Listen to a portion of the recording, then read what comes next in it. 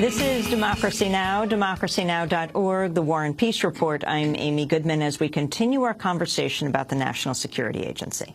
On Sunday, the German publication Der Spiegel revealed new details about a secretive hacking unit inside the NSA called the Office of Tailored Access Operations, or TAO. The unit was created in 1997 to hack into global communications traffic. Still with us, Jamil Jaffer, Deputy Legal Director of the ACLU, Director of the ACLU Center for Democracy, and Glenn Greenwald, the journalist who first broke the story about Edward Snowden. Glenn, can you just talk about the revelations in Der Spiegel?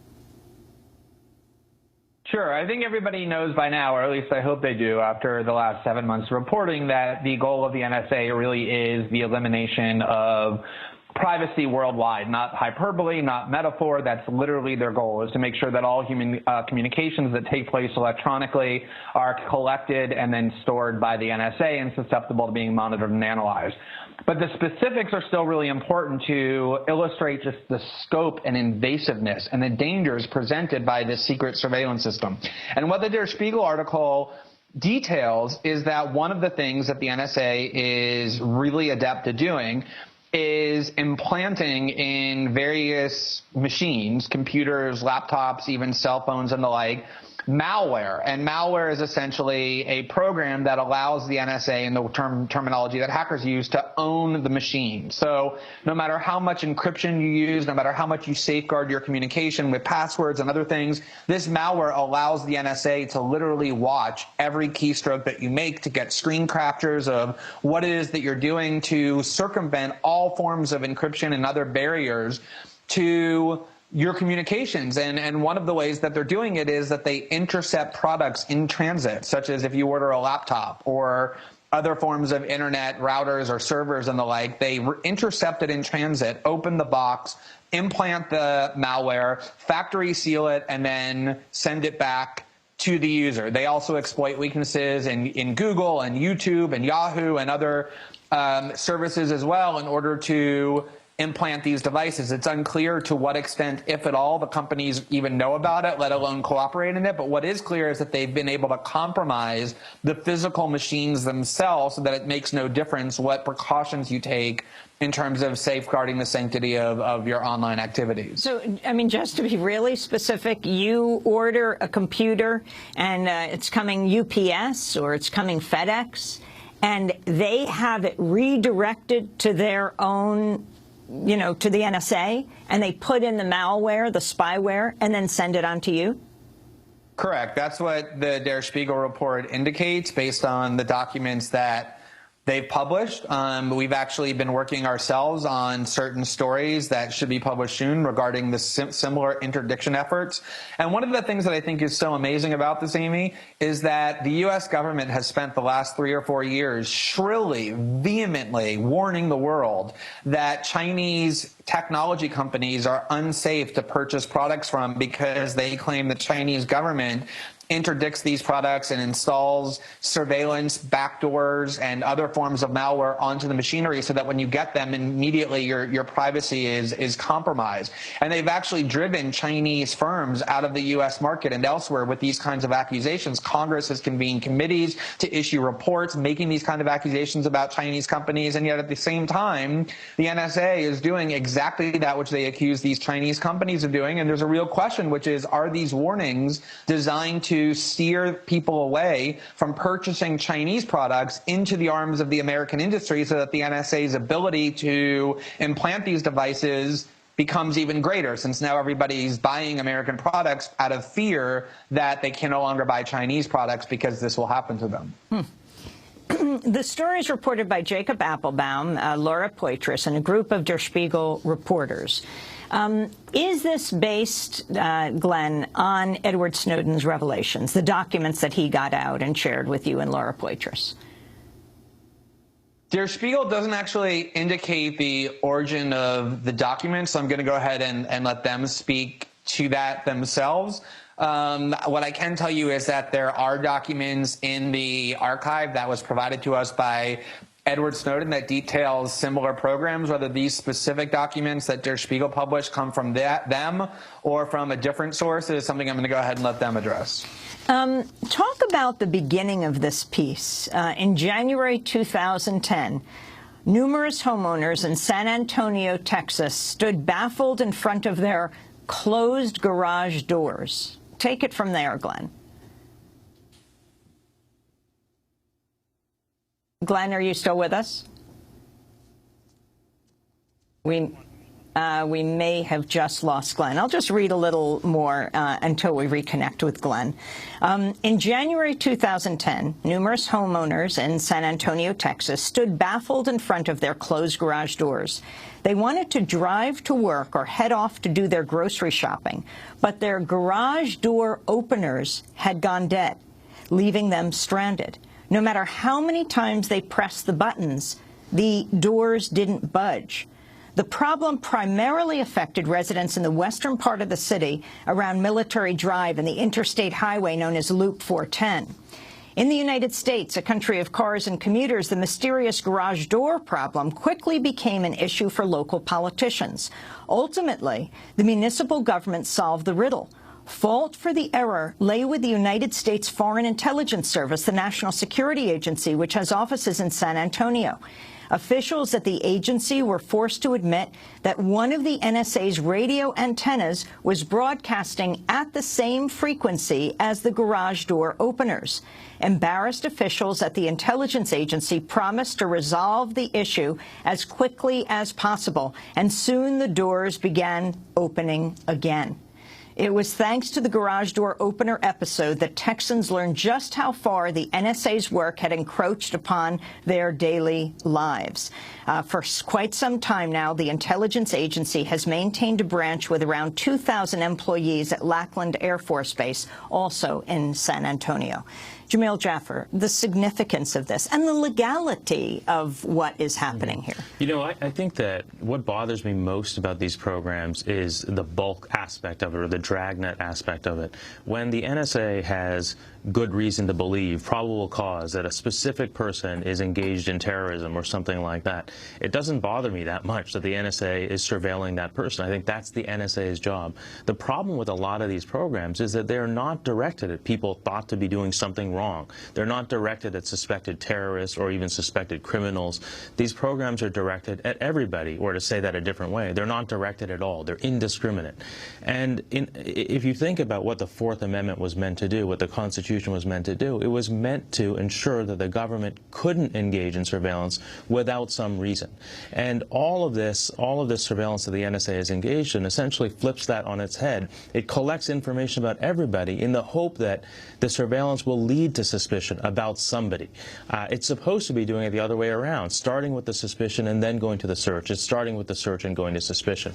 And I think that that's really, really dangerous, and it's exactly what the Fourth Amendment was meant to prohibit. You know, when it came to the judge's decision recently, you have the judge that says that this is constitutional, but it followed the judge saying this is Orwellian and likely unconstitutional. Why the difference of opinion between these two judges? Well, I think one judge got it right and the other one got it wrong. I mean, I think that you know, Judge Pauley was not very skeptical towards the government's claims. The government made claims about the effectiveness of the program, about the necessity of the program, claims that were contradicted by information already in the public record, information put into the public record by government officials. And Judge Pauley nonetheless deferred to the government's claims in court, which is a disappointment to us. Let's get back to Glenn Greenwald. Glenn, I just read the first couple of paragraphs of the piece in Der Spiegel about the garage doors that wouldn't open because the garage door openers were actually operating on the same frequency of the NSA, which was really vastly expanding in San Antonio at the time. But could you take it from there, the significance of this and this tailored access operations, this particular unit, and how significant it is? Yeah, one thing I think that it underscores, this was in a community that had no idea that there was this gargantuan NSA hacking unit that had sprawled up in its community, and it shows just the power of how much they're doing, that they just simply shut down the electric devices of an entire community that didn't know that they were even there. But the TAO, the Tailored Access Operations Unit, is really remarkable because the government, the U.S. government, has been warning for many years now about the dangers of hackers, both stateless hackers as well as state-sponsored hackers from China and from Iran and from elsewhere. And the reality is that nobody is as advanced or as prolific when it comes into hacking into computer networks, into computer systems, than the NSA. And TAO is basically a unit that is designed to cultivate the most advanced hacking operations and skills of any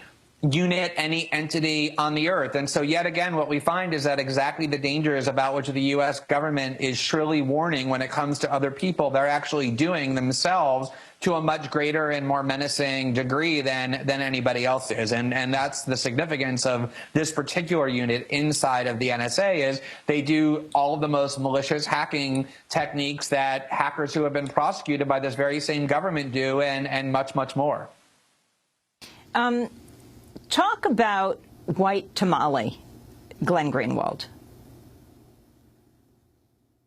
Well, I mean, I think that, you know, one of the good things about this particular story is that it was the lead writer on it was Jake Applebaum, who is, you know, one of the world's leading experts when it comes to computer program. He's the developer of the Tor project, one of the developers of the Tor project, which is designed to safeguard anonymity on online browsing, to make it impossible for hostile states to be able to trace where people are. And one of the things he did was take some very technical documents and translated it into a way that the public should be able to understand it. And so several of these programs, including White Tamale, are about insertions of malware into various forms of electronics. And he actually gave a speech this morning explaining some of this. And what he essentially said is that with these programs, the government is able to literally control human beings through control of their machines. We hear all these stories about the NSA being very targeted in the kinds of communications that they want to collect and store, and the types of people whom they're targeting that are very specific and discriminating. And yet what several of these programs are that are revealed by Der Spiegel are highly sophisticated means for collecting everything that a user does, and it implicates the people with whom they're communicating and a whole variety of other types of online activity in which they're engaging. I want to turn to computer security researcher Jacob Applebaum, who you were just talking about, who co-wrote the piece for Der Spiegel, who was speaking, as you just said, in Hamburg, Germany, at this conference, the Chaos Communications Congress. Basically, their goal is to have total surveillance of everything that they're interested in. So there really is no boundary to what they want to do. There is only sometimes a boundary of what they are funded to be able to do, and the amount of things they're able to do at scale. They seem to just do those things without thinking too much about it, and there are specific tactical things where they have to target a group or an individual, and those things seem limited either by budget or simply by their time. And as we have released today on Der Spiegel's website, which it should be live, I just checked, it should be live for everyone here, we actually show a whole bunch of details about their budgets as well as the individuals involved with the NSA and the Tailored Access Operations Group in terms of numbers. So it should give you a rough idea showing that there was a small period of time in which the internet was really free and we did not have people from the US military that were watching over it and exploiting everyone on it. And now we see every year that the number of people who are hired to break into people's computers as part of grand operations, those people are growing day by day, actually. Also speaking in Hamburg, Germany, at the Chaos Communication Congress this weekend was WikiLeaks' Sarah Harrison, who accompanied Edward Snowden to Russia and spent 4 months with him. She spoke after receiving a long-standing ovation. My name is Sarah Harrison, as you all appear to know. I'm a journalist working for WikiLeaks. This year I was part, as Jacob just said, of the WikiLeaks team that saved Snowden from a life in prison. This act and my job has meant that our legal advice is that I do not return to my home, the United Kingdom, due to the ongoing terrorism investigation there in relation to the movement of Edward Snowden documents.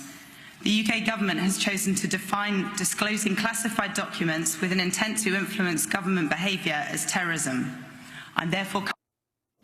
That was Sarah Harrison. Glenn Greenwald, talk more about her significance. She isn't talked about as much, but she said at this conference that after leaving Russia, she's now in Germany and cannot go back to England, where she lives, for fear of being arrested.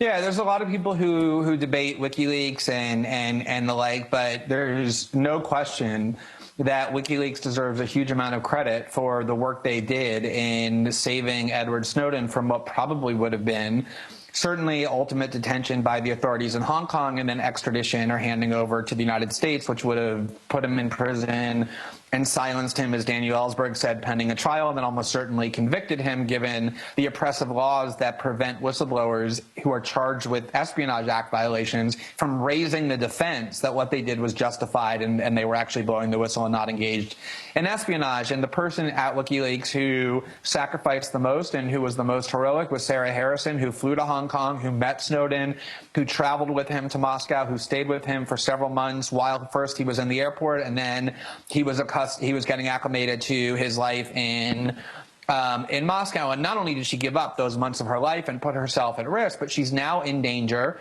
of not being able, as she just said in that clip, to return to her own home. And the terrorism investigation that she was referencing is the one that has arisen and that the UK government is conducting in the context of its detention of my partner, David Miranda, at Heathrow Airport. And we've challenged that detention in court, and in response, the UK government has said, number one, they are conducting an investigation, a criminal investigation under terrorism laws against him, against Laura Poitras and myself, and against anybody at The Guardian involved in the reporting of these stories. And that means that everybody implicated in the reporting of this story, which has caused a global debate around the world and worldwide reform, is now a suspect in a terrorism investigation. That is how radical and extreme the UK government, working in partnership with the US government, has become. And every lawyer that Laura and I have talked to has said you should not in any way put yourself at risk of getting apprehended by the UK government. And obviously, as a British citizen, she is well advised not to return to the UK for the crime of working in a journalistic capacity to bring these stories to the world. And of all the criminals that of all the criminality that we've exposed in this case, I think the most egregious is the attempt by the U.S. and the UK government to convert journalism not only into crime and not only into espionage, but into actual terrorism. It's a real menace to a free press in an ongoing way.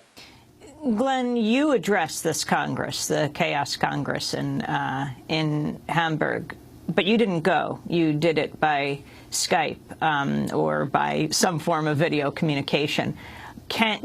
Do you feel you can travel to Europe? Do you feel you can travel to the United States? You know, there's clearly risks from my doing either. I think the big risk, I mean, I would feel completely free to travel to a country like Germany. The problem is that Germany is in the EU along with the UK, and there are all kinds of laws and other conventions that govern the ability of the UK to claim that somebody has engaged in terrorism and then force other EU states to turn them over. And so I have very good lawyers who are working to resolve all of these various risks, but every lawyer that I've spoken with over the past 4 months has said that you would be well advised not to travel until these legal issues are resolved. Laura Poitras has gotten the same advice. Obviously, Sarah Harrison has gotten the same advice. There are very genuine legal threats that are deliberately being hung over the heads of those of us who have worked on these stories and are continuing to work on these stories in an attempt to intimidate us and deter us from continuing to report. It's not going to work. We're going to report as aggressively as if these threats didn't exist, but their mere existence does provide all sorts of limitations, not only on us, but other journalists who now and in the future will work on similar stories. It is designed to create a climate of fear to squash a free press. Former NSA Director General Michael Hayden appeared on Face the Nation Sunday and accused Edward Snowden of being a traitor.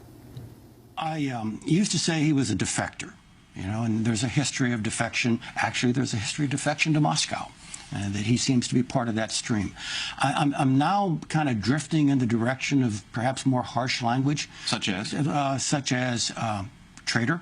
I mean, based on what? Well, in the past 2 weeks, in open letters to the German and the Brazilian government. He has offered to reveal more American secrets to those governments in return for something, and in return was for asylum. I think there's an English word that describes selling American secrets to another government, and I do think it's treason. Hayden also responded to questions about the impact of Snowden's revelations on the NSA. He was being interviewed by Major Garrett. Is the NSA stronger or weaker as a result of Edward Snowden's disclosures? It's infinitely weaker. Infinitely? Infinitely. This is the most serious hemorrhaging of American secrets in the history of American espionage. Look, we've had other spies. We can talk about Hansen and Aldrich Ames, but their damage, as bad as it was fairly limited. And even though in both of those cases, human beings actually lost their lives. But they were specific sources. All right. There's a reason we call these leaks. All right. And if you extend the metaphor, Hansen and Ames, you could argue whether that was a cup of water that was leaked or a bucket of water that was leaked. What Snowden is revealing, Major, is the plumbing. He's revealing how we acquire this information. It will take years, if not decades, for us to return to the position that we had prior to his disclosure. Glenn Greenwald, I wanted you to respond to that, and also the latest request by Edward Snowden to get asylum in, well, the country where you now live, in Brazil, and the significance of the debate, at least reported by the New York Times, that's going on within the intelligence community and the White House about whether Edward Snowden should possibly be granted amnesty. First of all, Michael Hayden in that clip, as he so often does, just told outright lies. Just anyone who has any doubt should go read the letter that Edward Snowden wrote to the people of Brazil as well as to the people of Germany and compare it to what Michael Hayden lied and said that he actually did.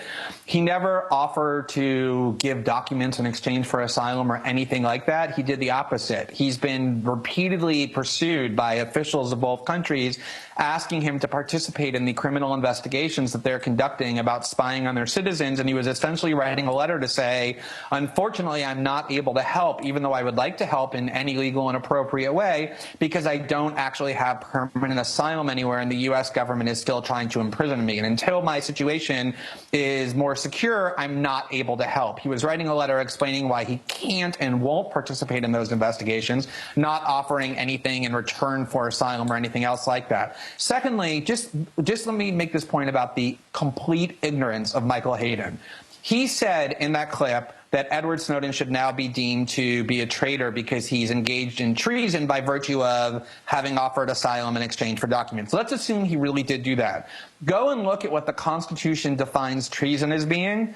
It is very clear. It says treason is the giving of aid and comfort to the enemies of the United States. The enemies of the United States. So even if you want to believe Michael Hayden's lie that Edward Snowden offered information and documents in exchange for asylum to Germany and Brazil, are Germany and Brazil enemies of the United States? It's not treason even if you believe the lies of Michael Hayden. Thirdly, I think the real question here is, why do we even have to have the discussion of Edward Snowden needing amnesty and asylum from other countries or needing amnesty from the United States? What he did is not like Aldrich Ames or Hansen or anybody else like that. He didn't sell these documents to foreign adversary governments as he could have and lived the rest of his life extremely rich. He brought them to some of the leading journalistic organizations in the world and asked that they be published only in a way that will inform his fellow citizens and the rest of the world about what is being done to their privacy. It is classic whistleblowing behavior.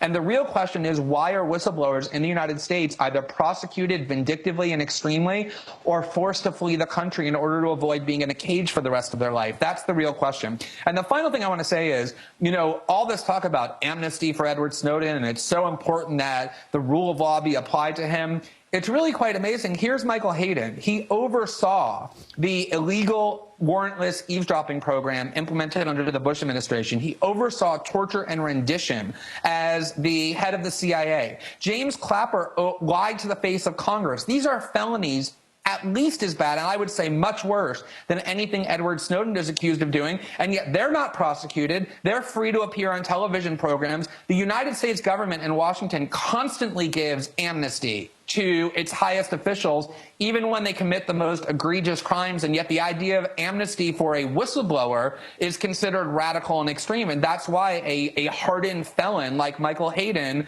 is free to walk around on the street and is treated on American media outlets as though he's some learned, wisdom-drenched elder statesman, rather than what he is, which is a chronic criminal.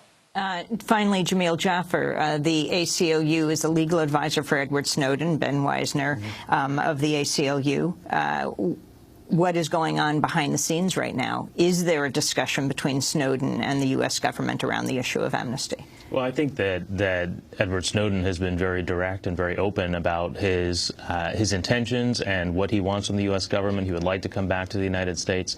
Obviously, he doesn't want to come back under the conditions that are being offered right now. I think that Michael Hayden's statements were really irresponsible and outrageous. I mean, the idea that Edward Snowden has damaged national security is ludicrous. And it's not that Edward Snowden has exposed just secrets of the NSA. He has exposed, as Glenn says, the lies of the NSA.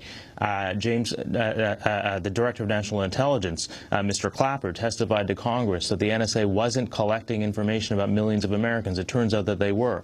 The Solicitor General told the Supreme Court that the NSA was providing notice to criminal defendants who had been surveilled. Turns out they weren't. So it's all these misrepresentations about the NSA's activities that Edward Snowden has exposed. And I think that's a great public service. I think it's a travesty that Edward Snowden is in Russia, and we're hopeful that he'll be able to return to the United States, not to face criminal charges, but rather with the kind of amnesty that he deserves. I want to thank you both for being with us. Jamil Jaffer, Deputy Legal Director of the ACLU, Director of the ACLU Center for Democracy, and Glenn Greenwald, who broke the story about Edward Snowden, speaking to us from Brazil, now creating a new media venture with Laura Poitras and Jeremy Scahill and eBay's Pierre Omidyar. This is Democracy Now!, democracynow.org, The War and Peace Report. Tune in, by the way, to our New Year's Day show, where we go through the major stories of 2013. Of course, the story about the NSA is top of the list. This is Democracy Now! We'll be back in a minute. I'm Amy Goodman. Thanks so much for watching this report from Democracy Now!, your daily, independent, global grassroots news hour. We don't accept advertising or corporate funding, but rather rely on donations from viewers like you. Please make your contribution by visiting democracynow.org today. We need your support today to keep bringing you this hard-hitting, in-depth reporting.